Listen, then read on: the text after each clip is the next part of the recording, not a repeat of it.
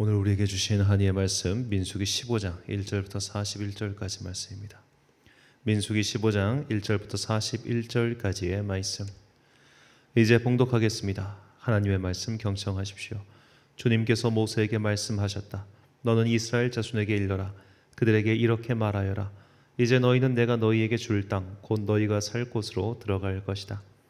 그러면 너희는 소떼나 양떼 가운데서 제물을 골라 나 주에게 불살라 바치는 제사, 곧 주를 기쁘게 하는 향기를 드리게 될 것이다. 서원한 것을 갚으려고 드리든 자원에서 바치는 제물을 드리든 너희가 지키는 여러 절기에 드리는 번제나 희생제를 드릴 것이다. 나 주에게 제물을 바칠 사람은 고운 가루 10분의 1 에바와 기름 4분의 1 흰을 반죽한 곡식 제물을 함께 주에게 바쳐야 한다. 번제나 희생제에 드리는 제물이 어린 양 한 마리면 부어 드리는 제물로는 4분의 1 흰의 포도주를 준비해야 한다. 제물이 수양 한 마리면 곡식 제물로는 고운 가루 10분의 2 에바에 기름 3분의 1 흰을 반죽한 것을 준비해야 하며 부어 드리는 제물로는 3분의 1 흰의 포도주를 준비해야 한다. 그것들을 제물 타는 향기로 주를 기쁘게 하는 제사로 드려라. 서원한 것을 갚으려고 하거나 주에게 화목 제사를 드리려고 하여 번제물이나 희생제물로 수송아지를 준비할 때에는 고운 가루 10분의 3 에바에 기름 반 흰을 반죽한 곡식 제물을 그 수송아지와 함께 가져와야 하고 부어드리는 제물로는 포도주 반 흰을 가져오면 된다. 이것이 불살라 바치는 제사, 곧 제물 타는 향기로 주를 기쁘게 하는 제사가 될 것이다. 수소 한 마리나 수양 한 마리나 양떼나 염소떼 가운데서 작은 짐승 한 마리나 이렇게 한 마리씩만 바칠 때에는 위에 말한 것과 같이 해야 한다. 그러나 너희가 준비하는 것이 한 마리가 넘을 때에는 그 수요에 따라서 함께 바치는 제물의 수도 많아질 것이다. 누구든지 본토에서 난 사람들이 주를 기쁘게 하는 향기로 불살라 바치는 제물을 가져올 때에는 위에서 말한 대로 해야 한다.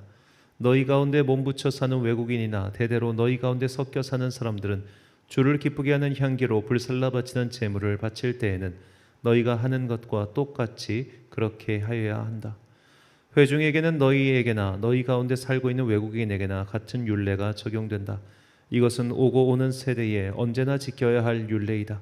외국인들도 주 앞에서는 너희와 같을 것이다. 같은 법과 같은 규례가 너희에게와 너희 가운데 살고 있는 외국인에게 함께 적용될 것이다.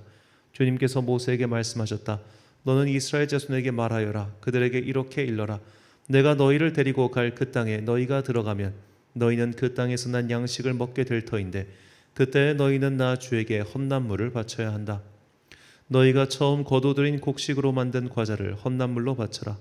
그것을 타작 마당에서 타작한 헌납물로 바쳐라. 너희가 처음 거두들인 곡식에서 떼어낸 헌납물을 너희 대대로 나 주에게 바쳐라.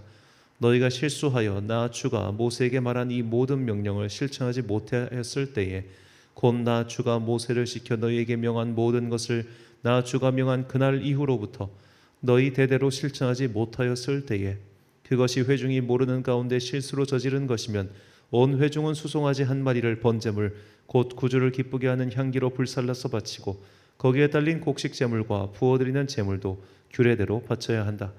또 수점소 한 마리를 속죄 제물로 바쳐야 한다. 이렇게 제사장이 이스라엘 자손 온 회중의 죄를 속하여 주면 그들은 속죄를 받게 된다.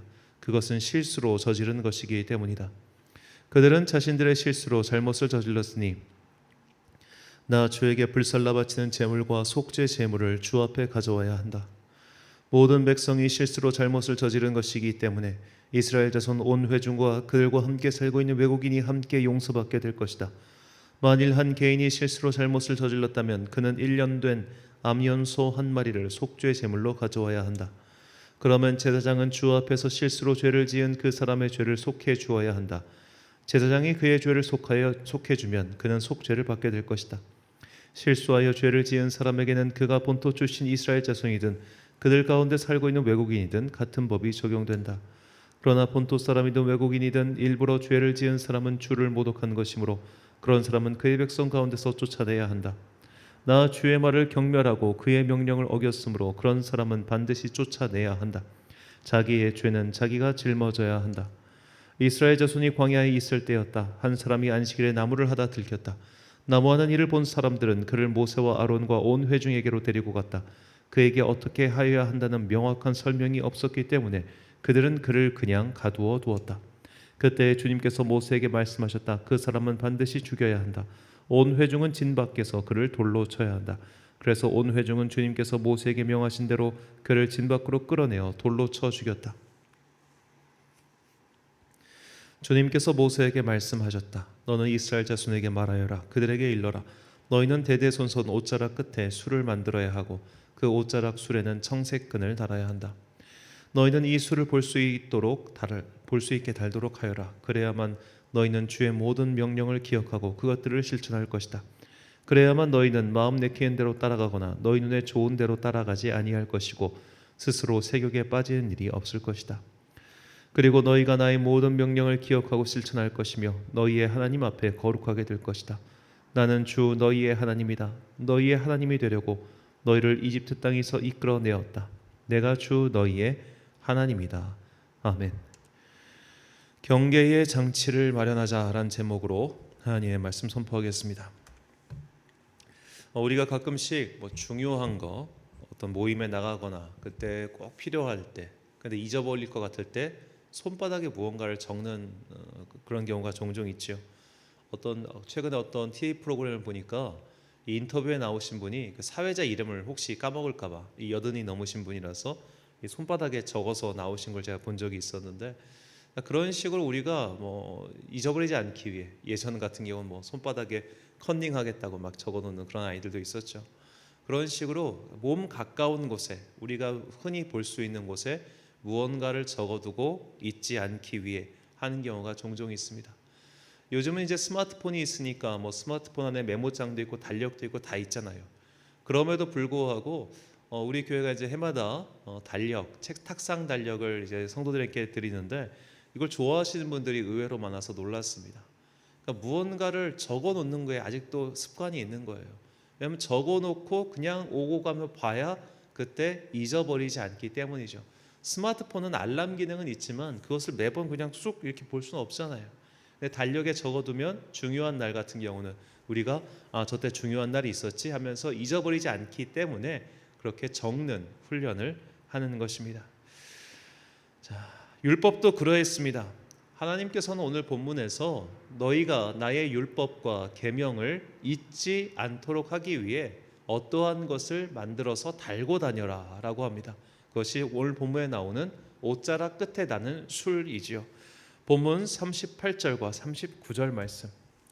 이스라엘 자손에게 명령하여 대대로 그들의 옷단 귀에 술을 만들고 청색 끈을 그 귀에 술에 더하라. 이 끈은 너희가 보고 여호와의 모든 계명을 기억하여 준행하고 너희를 방종하게 하는 자신의 마음과 눈의 욕심을 따라 음행하지 않게 하기 위함이라. 아멘. 자, 이 옷단 귀에 술을 닿는 것, 이 술을 히브리어로 치치트라고 부릅니다. 현대 이 술 요거를 이제 치치트라고 부르고 이 현대 정통 유대인들은 이 경건 활동을 할 때 탈리트라 불리는 이 기도보를 써요. 이것은 자신을 완전히 덮을 만큼 큰 기도보인데 이 하나님께서 나를 감싸 주시는 것을 상징합니다. 이 사진 끝에 보면은 어떤 술 같은 게 달려 있는데 이게 치치트, 오늘 본문에 나온 술이에요. 자, 경건한 유대인들은 이렇게 기도보, 탈리트에만 치치트, 술을 달지만 진짜 정통 유대인들은 모자부터 시작해서 온몸에 이 술을 딜랭딜랭 달고 다닌다고 합니다. 그들은 이렇게 눈에 띄는 것을 달고 다님으로써 그리고 자신의 몸에 아주 밀착돼서 항상 볼 수밖에 없는 것을 달고 다님으로써 자신의 정체성 그리고 신분을 잊지 않으려 하는 것이죠. 이것은 비단 종교인뿐만 아니라 이미 여러 단체에서도 하고 있는 것이죠. 괜히 유니폼 같은 게 있는 게 아닙니다. 우리가 직장만의 유니폼을 가지고 있는 사람들, 그들은 그걸 입으면 되게 결속력이 생기잖아요. 왜 비행기 승무원이 여성 승무원 같은 경우 그 복을 입고 출근하겠습니까? 굳이 그럴 필요가 없는데도 자신의 소속감을 밝히는 것이죠. 이런 것이 가장 대표적인 집단이 바로 군인입니다. 이 군인들은 목에 군번줄을 차야 됩니다. 그런데 이 군번줄이라는 게 차보신 분들은 아시겠지만 되게 느낌이 차갑고 되게 귀찮아요. 그래서 군번줄을 그냥 관물대에 놓고 다니는 애들이 굉장히 많은데 이건 항상 하고 다녀야 됩니다. 그래서 의외로 군번줄 검사를 간혹 합니다. 이 예전에 어느 국방부 장관인가 이제 그 텔레비에 나온 적이 있었는데 갑자기 장군들 앞에서 야 군번줄 꺼내봐 이렇게 하는데 아무도 안 꺼낸 거예요. 한 2명 나왔다고 하던가 50명 중에 그 정도로 이 군번줄을 군인들이 잘 안 할 때가 종종 있습니다. 이게 저도 해봤지만 귀찮아요. 되게 이게 무겁고 의외로. 그런데 그것을 왜 이렇게 하라고 강조하느냐? 너희가 항상 전시 상황이라는 거예요. 전시 상황. 지금은 전쟁을 잠시 멈춘 상황이지 전쟁이 완전히 끝난 평화 세대 어떤 평화 상태가 아니기 때문에 너희가 항상 이 군인 정신을 잊고 살지 말라라고 하는 어떻게 보면 상징으로서 이 군번줄이 필요한 것이죠.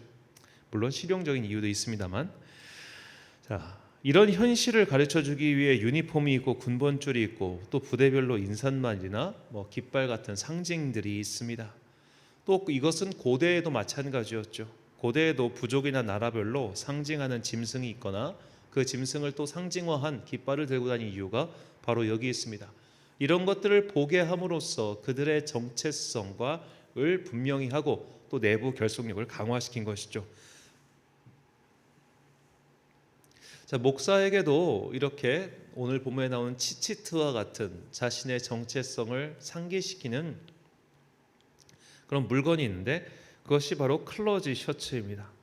이 클러지 셔츠는 이제 클래릭 셔츠라고 하는데, 자 이제 지금 이제 제가 입고 있는 이런 셔츠와 같은 거를 이제 클러지 셔츠, 클래릭 셔츠라고도 클래리컬 셔츠 하는데 이게 왜 클러지로 발음을 하는지는 아마 이게 정확히는 잘 모르겠어요. 자, 그런데 이 셔츠를 처음 쓴 게 어디냐면 바로 루터 교회와 성공회 목사입니다. 자, 특히 이제 성공회 목사, 우리가 존 웨슬리 제가 가끔씩 그 초상화 성화를 보여드리는데 그 성화에 보면 존 웨슬리가 목이 여기까지 오는 옷을 입고 이렇게 하얀 옷을 입고 나오는 경우가 있어요. 그게 뭐냐면은 그 당시에 공무원 복장입니다. 그러니까 영국 성공회 목사들은 불과 얼마 전까지만 해도 국가에서 녹봉을 받는 공무원이었어요. 루터 교회도 마찬가지입니다. 개신교회들은 이제 처음에 루터 교회와 영국 성공회는 국가와 굉장히 밀접하게 연결되어 있었기 때문에 국가로부터 돈을 받았거든요. 그 급여를 받는. 그래서 그들이 공무원들이 입고 다니는 옷과 똑같은 옷을 입고 다녔던 거예요. 나라의 관리 같은. 근데 이제 이런 그 처음에는 이렇게까지 목 여기까지 오다가 이게 점점점 짧아져서 이 정도 길이가 된 겁니다. 이거를 보고 나중에 로마 가톨릭 사제들이 평상복으로 쓰기 시작한 거예요. 그러니까 원래 원조는 영국 성공의 목사들이었다. 이렇게 생각하시면 됩니다. 이것이 이제 로마 가톨릭 사제들이 이렇게 평상복으로서 하다 보니까 이거를 또 로만 칼라, 로만 가톨릭의 어떤 칼라다 해서 로만 칼라라고 불렀고, 우리나라의 이제 개신교 목사들 같은 경우는 가톨릭 사제들이 한 거를 먼저 봤기 때문에 이걸 따라하는 것 같아서 이 클래식 셔츠를 안 입는 목사님들이 아직도 계십니다. 항상 넥타이를 하고 다니는 걸 더 좋아하시는데 제가 봤을 때는 목사는 그냥 양복 넥타이 입고 있는 양복 입고 다니는 것보다 이걸 하고 다니는 게 더 맞는 것 같아요. 왜냐하면 양복에 넥타이 입고 다니면 저 사람이 목사인지 아닌지 잘 모릅니다. 그냥 깔끔하게 입었구나, 정장 입었구나, 거기까지죠. 근데 이걸 입으면은 모르는 사람도 저 사람 뭐 사제인가? 이렇게 생각을 한단 말이에요. 즉 행동 거지를 더 조심하게 됩니다. 예전에 어느 목사님께서 이런 말씀하셨는데 자기 개인 자가용 탔는데 마침 그때가 이거 옷을 입고 있더라는 거예요. 자기가 이걸 입고 있는 상태니까 누가 와서 들이받았는데 아무 말도 못했대요. 너무 화가 나는데도. 그러니까 이게 목사의 상징이기 때문에 혹시라도 누가 알아볼까봐 더 조심하게 되는 것이죠. 물론 뭐 억울한 일 당하면 참 답답하긴 한데 그렇다 할지라도 이 목사로서의 정체성, 그리스도인으로서 정체성을 잊지 않기 위해서 이런 셔츠를 하고 다니는 것을 사람들은 권장하고 있습니다. 자, 성도님들 가운데도 이런 비슷한 원칙을 세운 분들이 계세요. 뭐 주일 예배는 반드시 양복을 입고 오시는 분들이 계시고, 내가 예배 드릴 때는 반드시 이런 옷 혹은 뭐 이런 복식 혹은 그날만큼 어떻게 이런 식으로 정함으로써 내가 그 순간에 주님께 더 집중하고 또 그 순간에 내가 그리스도인이라는 걸 더 자각하기 위한 자신만의 방법, 경계의 장치를 세운 분들이 있습니다. 이런 것들을 이제 리추얼이라고 불려요. 반복적 행동을 통해서 그 행동 안에 의미를 부여하고 그 행동이 나의 정신을 강화시키는 것이죠. 이처럼 나만의 방법을 세우면 특별히 눈에 잘 띄는 것으로 내 정체성을 분명하게 만들 수 있는 무언가를 내 삶의 원칙으로 정해 놓으면 우리의 신앙생활에 큰 도움이 될 것입니다. 야고보서 4장 8절 말씀입니다. 하나님을 가까이 하라. 그리하면 너희를 가까이 하시리라. 죄인들아 손을 깨끗이 하라. 두 마음을 품은 자들아 마음을 성결하게 하라. 아멘. 사랑하는 천안광성교회 성도 여러분, 그리고 이 새벽을 함께 깨우고 계신 귀한 주님의 자녀 여러분, 나만의 믿음의 경계 장치를 만들어 보십시오. 그것이 의식이든 물건이든 그것은 상관없습니다. 누군가는 가장 눈에 띄는 곳에 성경책을 두고 항상 그것을 의식하며 살아가는 분이 있습니다. 누군가는 항상 자동차 라디오 주파수를 기독교 방송에 두는 사람도 있습니다. 예전에는 차량에 이 물고기 표시, 익투스 표시를 한다든지 이 백밀러에 십자가들을 달아놓는 경우도 있었죠. 무엇이 되었든 내가 하나님 앞에 있는 사람, 하나님의 자녀라는 것을 잊지 않을 수 있도록 그렇게 도와주는 것이면 충분합니다. 우리는 그런 방식으로라도 내가 하나님의 자녀라는 것을 잊지 않고 주님께 한 걸음이라도 더 가까이 나아가야 합니다. 주님과 더욱 가까이 지낼 수 있는 나만의 방식을 세우십시오.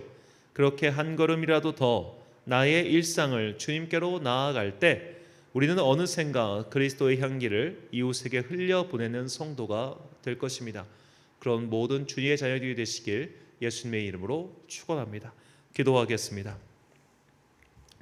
사랑과 은혜가 충만하신 아버지 하나님, 주님께서는 너희 스스로 신앙의 경계 장치를 만들어 내가 너희에게 준 율법을 잊지 말고 내가 너희에게 준 말씀을 잊지 말라, 그렇게 말씀하셨습니다.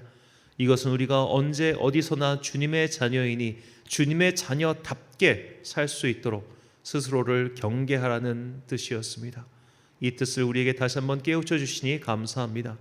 나는 오늘 어떤 경계 장치를 내 주변에 세워둬서 내가 그리스도의 자녀라는 것을 잊지 않고 살아가고 있습니까? 그것이 옷이든 무언가에 부착한 장치든 혹은 나만의 행동 방식, 행위 양식이든 그것과 상관없이 나만의 것을 분명히 세우고 언제 어디서나 나는 그리스도인이며 내가 하나님의 자녀라는 것을 잊지 않고 살아가게 하여 주옵소서. 그래야 결정적인 순간, 어딘가 선을 넘어갈 것 같은 그런 순간 주님께서 우리의 마음을 붙잡아 주사 우리가 선을 넘지 아니하도록 인도하여 주옵소서. 오늘도 열심히 업무를 시작하는 당신의 자녀들에게 복과 은혜 내려 주옵소서. 날씨가 풀렸다가 다시 살짝 추워졌다가 일교차가 심한 환절기 봄입니다. 우리 어르신 성도님들의 건강 지켜주시고 특별히 이제 수험생활 시작하는 고3 자녀들 주님 복과 은혜 내려주셔서 그들이 한 해 동안 열심히 공부하여 또 좋은 성과, 본인이 원하는 성과가 나올 수 있도록 그들과 함께하여 주옵소서. 이제 일주일 앞으로 다가온 우리 청소년 연합 캠프 위에 주님 복과 은혜 내려주시고 이 캠프에 들어온 모든 아이들이 주님의 영으로 충만하여 주님을 만나고 돌아가는 은혜의 시간 되게 하여 주옵소서. 이 모든 말씀 우리를 사랑하사 우리에게 생명과 진리와 빛을 전하러 오신 예수 그리스도의 이름으로 기도드립니다. 아멘. 오늘의 기도 제목입니다. 주님과 더욱 가까이 하기 위한 나만의 방법이나 습관은 무엇입니까? 아직 뚜렷이 정한 것이 없다면 내가 무엇을 할 수 있을지, 내가 어떻게 하면 나의 일상을 더욱 주님과 가까이 할 수 있을지 생각해 보십시오. 오늘 주신 기도의 제목 가지고 기도와 묵상에 힘쓰는 하루 되시길 바랍니다. 기도하겠습니다.